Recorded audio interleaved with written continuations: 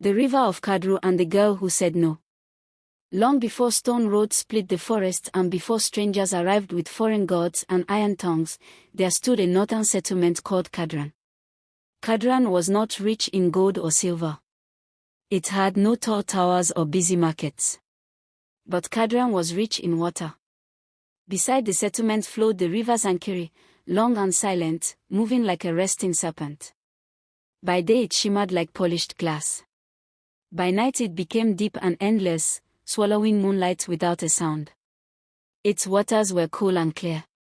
Fish swam freely beneath the surface, fat fish, small fish, fish that fed the young and the old alike.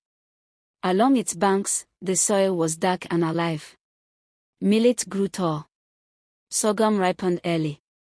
Beans stayed green even during harsh dry seasons. Because of the river, Kadran never knew hunger. Farmers returned smiling. Granaries stayed full. Fishermen sang as they paddled home. Children laughed with full bellies. Women cooked without fear of tomorrow. To strangers, Kadran looked blessed. But the elders knew the truth. At night, they gathered quietly in the council hut. Their backs were bent, their eyes heavy with memory. They never joked about the river. Never pointed at it carelessly. Because Zankiri was not just water. It listened. It remembered. It watched. Sometimes, in the deep night, the river breathed. Sometimes mist rose like a veil. Sometimes the water became too still, waiting. Children were warned never to insult it, never to pollute it, never to swim at forbidden hours. Before planting season, libations were poured. Before fishing, prayers were whispered. The elders knew one thing. The river was alive. And like all living things, it could give life, or take it. Many generations earlier, disaster struck Kadran. Rain stopped falling. The sun burned the land without mercy. The soil cracked like broken mouths begging for water. Zankiri shrank. Fish floated dead. Crops withered. Children cried from hunger. Old men collapsed on paths. Death walked freely through the settlement. The elders offered goats, rams, grain, palm wine. They fasted. They prayed. Nothing changed. One moonless night, broken and desperate, the elders gathered by the river and begged. That night, Zankiri rose. The water churned. The ground trembled. Cold air filled the night. A voice came from within the river, a deep, heavy, ancient. Kadran. The elders fell flat in terror. I fed you. I protected you. I made your land fertile. But you forgot me. Then the demand came. Give me a bride each year, pure, untouched, born of this land. Cast her into my depths alive, and I will feed you forever. The elders wept. They argued. They begged for another way. The river did not answer. At dawn, trembling and afraid, they agreed. And the covenant was sealed. Rain returned. Fish multiplied.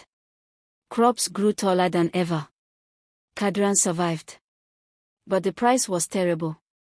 Each year, a virgin girl was chosen. The day was called Rana Ruwa, the river's wedding. Drums thundered. Food flowed. Men danced. But one compound always cried. A mother screamed. A father went silent. A daughter sat waiting for death. The girl was dressed in white.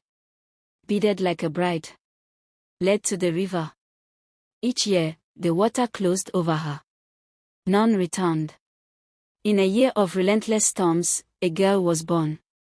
Her name was Sahira, daughter of Zalika. She did not cry loudly. She only looked around calmly. She is different, the midwives whispered. Sahira grew gentle and kind. She obeyed. She helped. She smiled softly. But her mother carried fear in her heart. Each Rana Ruwa, Zalika locked the doors and held Sahira close, whispering prayers. May the river never see you. But the river sees everything. 18 rainy seasons passed.